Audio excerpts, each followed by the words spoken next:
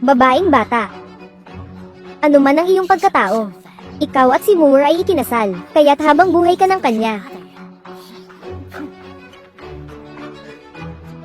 Ano ang ginawa mo sa akin? Isa lamang itong marka. Kung may mangyari kay Moore, hindi ka rin makakaligtas, munting nilalang. Ako. Lola. Ayaw kong umalis, mamimiss ko kayo.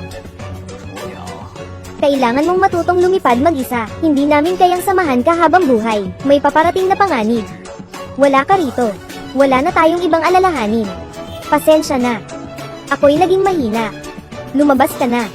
Dapat ikaw ay mas mabilis na lumaki, upang ikaw na ang magbantay ng Great Ruins. May tula sa malayo. Mas lalo pang maging masipag, Moore. Kailangan mong maging matatag. Kapag binuli ka, dapat kang lumaban. Huwag kang magpapapi. Pag lumabas ka na, huwag mong iwala ang mga itinuro namin. Mukha ng matandang lalaki. Sino man ang manggahas na mga api sa iyo. Huwag puro away at gulo, Moore. Maging disente. Kung hindi mo kaya ang labanan, pwede kang maglagay ng lason.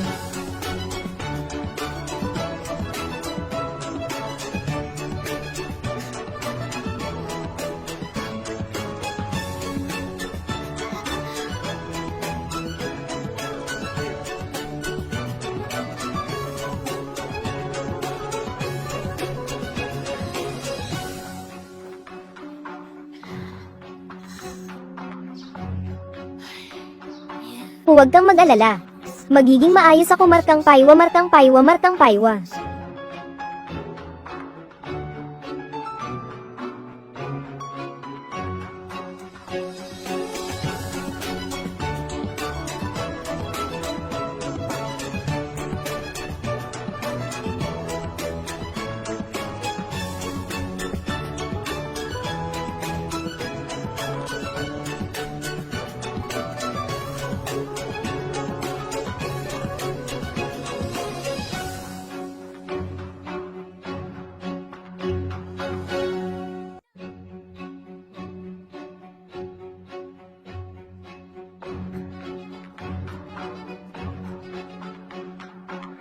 Tiyak na lalakas ako. Babalik ako para protektahan ng Dakshu. Moore. Tandaan mong mag-ingat sa lahat.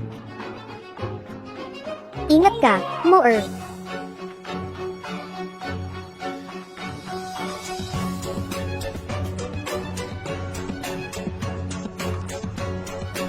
Umalis sina Chinmo at Ling Yuziu mula sa Dakshu. Sa kanilang paglalakbay, nalaman nilang nagbabago ang estado sa Yankang. Layuning mahinaan ang kapangyarihan ng sekta, ibagsak ang pamumuno ng sekta. Bawat malaking sekta ay nanganganib.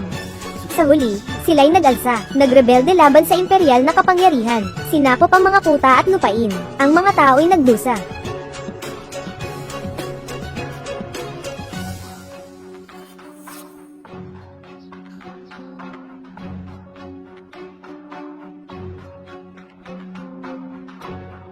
Bakit? Pareho lang naman tayong buhay. Bakit tayo'y pinabayaan? Bakit ang mga taga-Dakshu kailangang mamatay ng walang kasalanan? Pastol. Kailangan kong bumalik sa palasyo para ipaalam kay ama ang nangyari sa Dakshu. Oo nga. Ang tagal na natin sa labas. Dapat kang bumalik na. Ikaw. Mamimiss mo ba ako? Mamimiss kita. Oo nga. Ang tagal na natin sa labas, markang paywa, markang paywa, markang paywa. Sanay na ako sa iyo bilang kaibigan. Kaibigan lang ba talaga? Anong ibig mong sabihin? Wala lang. Pumikit ka. Pumikit. Dali, pumikit. Ang kakaiba at nakapagtataka.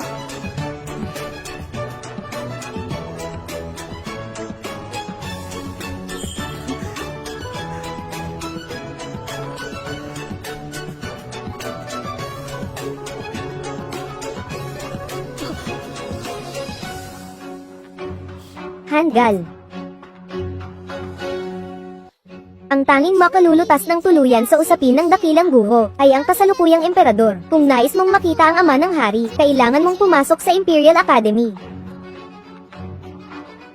Tandaan mo ang sinabi ko, kailangan mong makapasok sa Imperial Academy, markang paywa, markang paywa, markang paywa. Ang akademya ng AI, tama ba? Sige. Siguradong pupunta ako.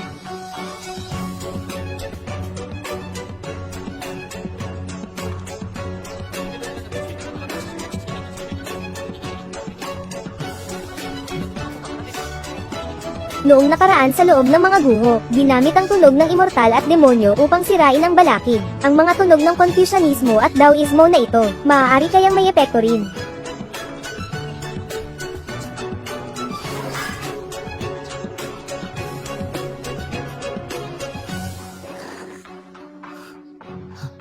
Bakit ang balakid sa loob ng aking antas? Markang paywa, markang paywa, markang paywa, kapareho ng banal na tunog, sa loob ng mga guho. Ang mga Diyos ay dapat magbigay ng proteksyon sa mga tao. Bakit nila tayo hinahadlangan sa pag-aayos ng basag na salamin?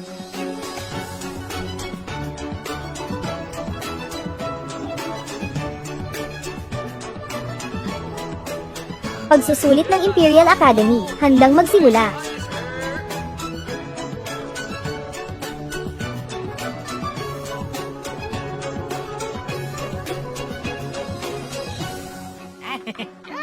Kapatid na ito. Ako si Wei Yong. Galing ako sa Jiangling. Ikaw naman. Hindi ko alam. Hindi ko alam. Hindi. Makinig ka sa akin. Markang paywa, markang paywa, markang paywa. Kung hindi mo alam, isulat mo na lang Jiangling. Ang mga iskolar ng Jiangling ay maraming pinatay ng mga rebeldeng sekta. Maraming pinatay. Isulat ang Jiangling. Madaling mapili. Itong taong ito, huwag kang magsalita. Ano ang pangalan mo? Saang akademya ka nagmula? Kamusta ang iyong kasanayan? Qingmu, pampamilya, walang akademya, kasanayan. 5 liwanag na antas, napakatapat naman. 5 liwanag, paano siya naglakas loob na kumuha ng pagsusulit? Bilisin mo, ano ang problema sa 5 liwanag? Huwag kang makialam, bitawan mo ako markang paywa, markang paywa, markang paywa. Bakit hindi na pwedeng kumuha ng pagsusulit sa 5 liwanag na mundo? Ay hindi, bitiwan mo ako, bitiwan mo ako. Ang mga may kapangyarihan ay umaakyat sa bundok, ang iba ay may iwan.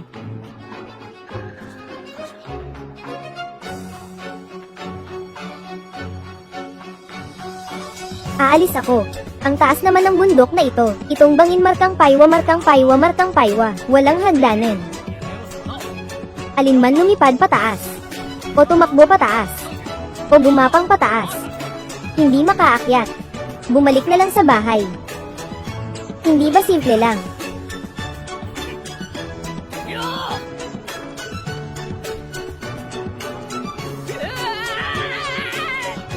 Natanggal.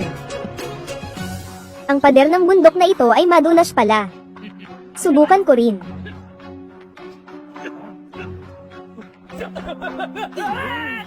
Tanggal, tanggal. Tanggal. Sabi mo nga, ang mga tao, iniisip lang na umakyat, lumipad pataas. Markang paywa, markang paywa, markang paywa. Bakit walang naisip mag-swing pataas? Kapatid na Chin, ako bahala.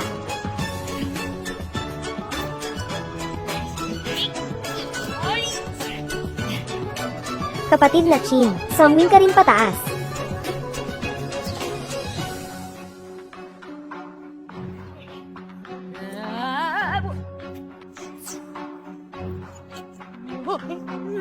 Ikaw.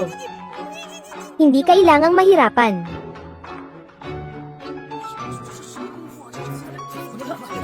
Nakasampa ka na pala ah. Ang lakas naman yan.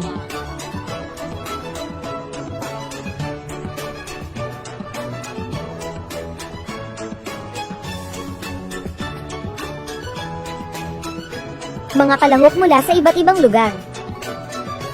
Grupong 10, pumili sa harap.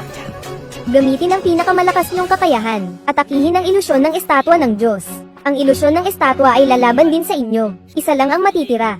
Naiwan na lang ang isang tao sa entablado. Ibig sabihin, nakapasa na. Kapatid na Chin, mag-ingat ka sa labang ito. Sa pagsubok na ito, isa lang ang matitira sa 10. Ano ba ito?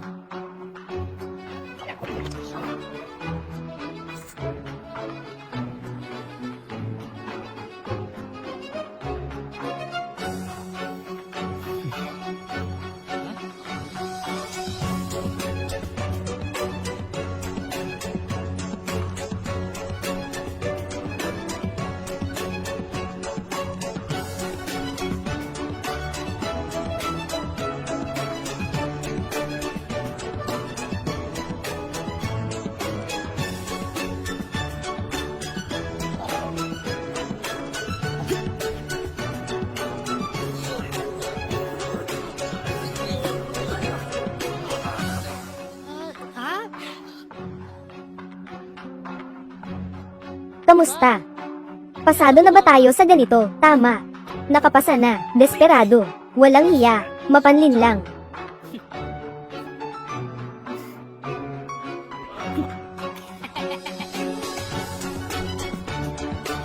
Napapansin ko na hindi tama ang intensyon ng batang ito. May kakaiba siyang kilos. Lahat ay nagtutulungan laban sa rebulto ng Diyos. Tanging siya lamang ang umaatake sa mga nakapaligid na mag-aaral. Mas mainam na alisin siya sa daan, upang hindi magdulot ng kapahamakan sa aming akademya.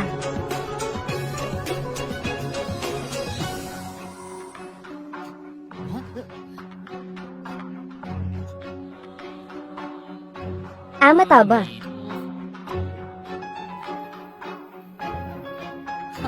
Hindi ko inaasahan na mayroon palang monghe dito sa akademya. Ang pagsubok na ito ay sinusubok ang inyong pagkatao. Kung hindi ninyo ito makayanan, at maaari nang lumabas sa templo na ito.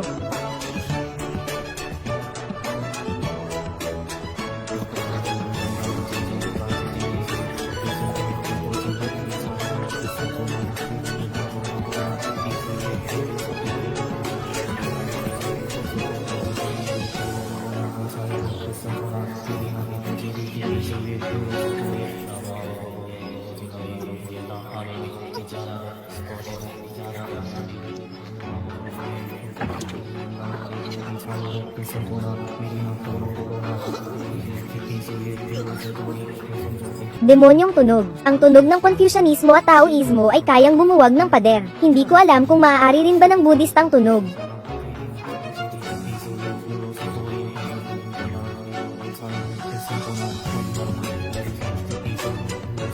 Talaga nga. Maaari rin palang umatake ang Buddhist ang tunog sa harang.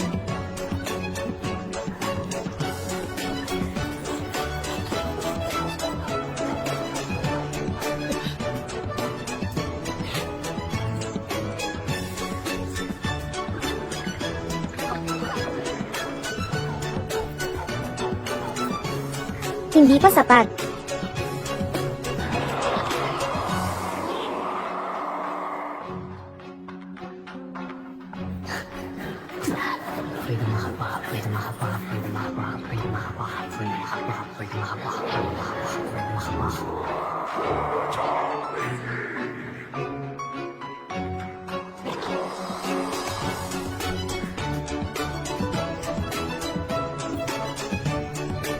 Nakapasa na kayo. Ang batang ito ay kahanga-hanga, pusong walang bahid. Hindi naaapektuhan. Kapatid na Chin, ano ang iniisip mo? Nakapasok na tayo. Terra, alis na. Terra, Terra, Terra markang paywa markang paywa markang paywa. Ang tunog ng Buddha at tunog ng demonyo ay hindi nagkaroon ng sagupaan. Bagkus sabay silang pumunta sa hadlang ng tunog ng Diyos.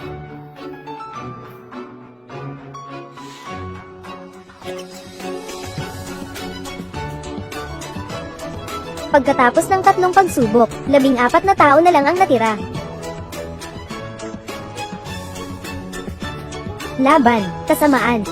Pusong dalisay ng bata markang paywa markang paywa markang paywa. Ang mga taong ito ay talagang nagsusulat ng walang kabuluhan. Guro. Ang mga opisyal ng Jiangling ay napili na. Mga tao ni General Tianse ay kasali rin sa eksaminasyon. Pati na rin ang mansyon ng Grand Marshal at ang Great General ng Cavalry. Pakiusap sa guro na alagaan kami. Lahat sila gustong pumasok sa Thai Academy. Malalaki ang mga koneksyon nila.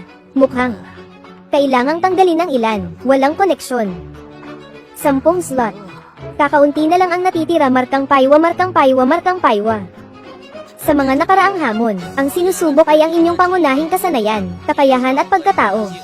Sa hamong ito, susubukin ko ang inyong lakas, bilang pinuno ng Pyongyang Palace. Sa hamong ito, ako mismo ang makakalaban ninyo. Ang pinuno mismo ang lumalaban, hindi ito patas. Huwag kayong mag-alala. Aayusin ko ang aking sarili, sa antas katumbas ninyo. Kailangan nyo lang sa ilalim ko, tumagal ng 3 tira. 3 tira na hindi matatalo markang paywa markang paywa markang paywa, kahit na makapasa kayo. Unahin muna nating alisin ang mga walang koneksyon. Simulan na natin sa'yo. Ikaw. Ikaw muna.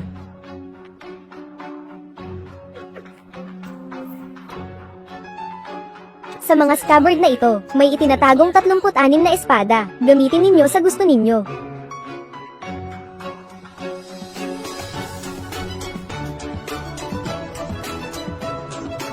Lakas ng katawan. Hindi ba itinuro sa iyo ng iyong guro kung paano gawing sinulid ang enerhiya sa ganyang kakayahan mo? Naglalakas loob ka pang sumali sa malaking pagsusulit. Hindi ko natutunan, guro. Sige po.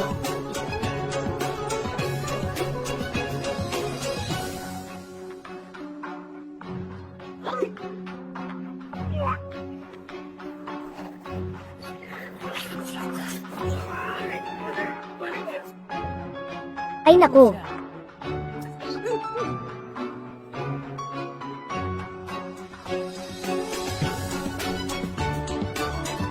Dakilang alak. Mukhang ang paligsahan sa 5 liwanag ay mas kahanga-hanga kaysa sa mga ito. Pati ang aking paaralan ay napalipad. Gusto niyo bang makita, mahal na hari? Markang paywa, markang paywa, markang paywa. Hanggang dito na lang. Magsimula na lang tayong magpaligsahan. Talagang umangat ka na. Pinalo ng isang mandirigma ng 5 kaluwalhatian. Sino ang nanakit sa iyo? Tawagin mo siya at ipakita sa akin. Markang paywa, markang paywa, markang paywa. Siya ang nanakit sa akin. Maliit na salbaha, ikaw pala. Talagang bata pa pero may potensyal na. Ipaalam kay mahal na hari. Galing sa dakilang disyerto. Mahal na hari, siya ay isang patapon mula sa dakilang disyerto. Kailangan siyang patayin. Umatras ka. Kamahalan, ang taong ito ay may kaina-hinalang pinanggalingan. May kinalaman sa Cult of the Heavenly Demon. Hinihiling ko sa inyong kamahalan na maging mapanuri. Ang Cult of the Heavenly Demon ay isa sa mga sekta sa ilalim ng aking pamumuno. Sila rin ay aking mga nasasakupan. Pero, bumalik ka. Oo. Mga miyembro ng Demon Sect, maraming tao. Kalahati ng mga opisyal sa aming dinastiya ay mga piling tao mula sa iba't ibang sekta. Kung pag-usapan ng pinagmulan, mahigit kalahati rin ay nagmula sa mga sekta ng Mojao. Kamahalan. Ako ay narito upang itanong para sa mga tao ng Dashu. Kamahalan. Bakit ninyo pinadala ang mga sundalo para atakihin ang Dashu? Ako. Akala ko ikaw ay batang may kakayahan. Ngunit hindi ko inaasahan. Ikaw pala ay batang pabaya. Sino ang nagsabi na nagpadala ako ng hukbo sa dakilang guho para lang sa pagsalakay? Ang mga mamamayan ng dakilang guho, sila rin ay aking mga mamamayan. Gusto ko lang imbestigahan ito ng mabuti. Markang paywa, markang paywa, markang paywa. Ang lihim ng gabi sa dakilang gubat. Mga tao ng dakilang gubat ay maaring mabuhay sa normal na kalawakan. Mahal na hari, ang dakilang gubat ay lugar na iniwan ng mga Diyos. Ang mga tao sa dakilang gubat ay mga iniwan ng Diyos. Markang paywa, markang paywa, markang paywa. Ikaw, iniwan ng Diyos. Mga iniwan ng Diyos. Hindi ko kayo iiwan. Maaaring iwanan ng Diyos ang lahat, ngunit hindi ko iiwan ang lahat. Dumating sa aking kaharian, kahit ano pa ang pinagmulan. Lahat sila ay aking mga nasasakupan. Bakit magkakaroon ng mga abandonado? Kamahalan, ang kulto ng demonyo ay gumagalaw na. Nangangamba ako, tumahimik ka. Kayong mga tao, lagi na lang naghahanap ng malaking gulo para takutin ako. Sa pangalan lang, ay kontra sa mangkukulam. Sa katotohanan ay kontra sa akin. Anong akala nyo? Ang posisyon ko. Ipapaupo nyo sa inyo. Hindi po ma'am guys. Kayong mga tao. Palaging sumasandal sa bansa at sumisipsip ng dugo. Sumisipsip ng dugo mula sa mga ordinaryong mamamayan. Ang tagapayo ng United Nations ay para sa pagbabago. Para putulin ang inyong mga pangil. Hindi lang sarili ko ang nais kong baguhin. Gusto ko ring baguhin kayo. Kunwari pa kayong magsalita. Ang pambansang gurong radikal.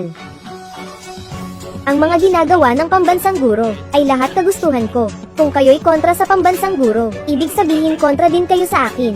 Sa tingin nyo, tama ba ang sinabi ko? Sige na. Kanina. Ako'y nawala ng kontrol. Lahat tumayo. Salamat, mahal na hari. Kolehiyo ng mga anak ng estado.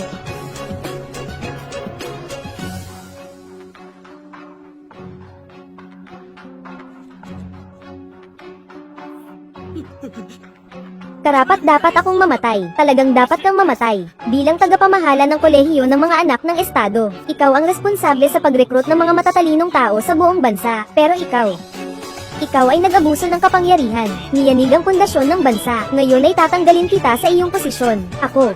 Hindi. Ako ay isang karaniwang tao. Nagpapasalamat sa biyaya ng Hari Markang Paiwa. Mula ngayon. Qing Mu. Punong Ministro. Para sa akin, mula ulo hanggang paa, suriing mabuti. Ang nang-ahas sa pagsusulit sa akademya, ako'y mandaraya. Lahat ay paparusahan. Tinatanggap ko ang utos.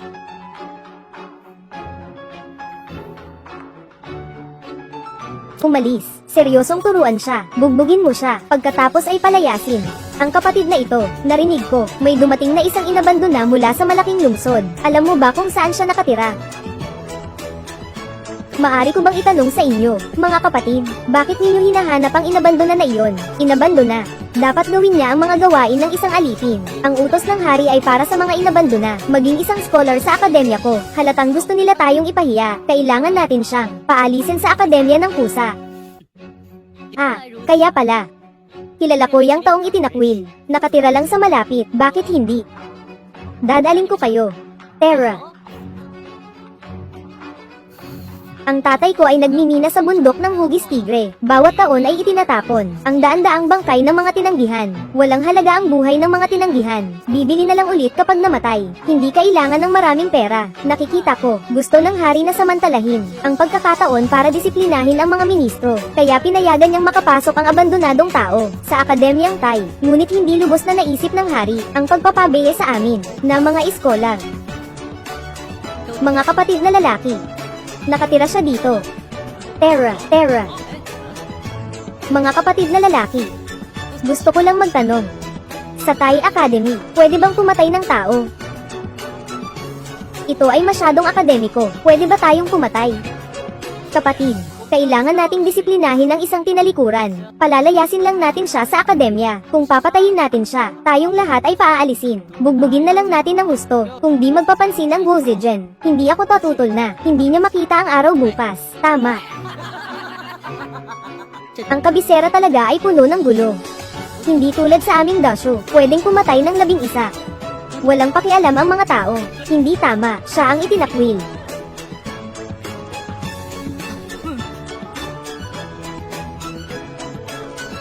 Marami tayo. Takot ba tayo sa isang itinakwil? Sugod.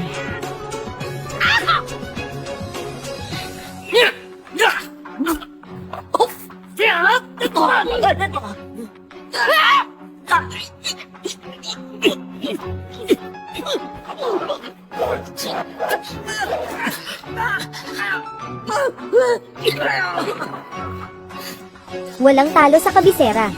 Sinipa ang 800 iskolar. Walang talo sa lahat ng direksyon Markang Paiwa.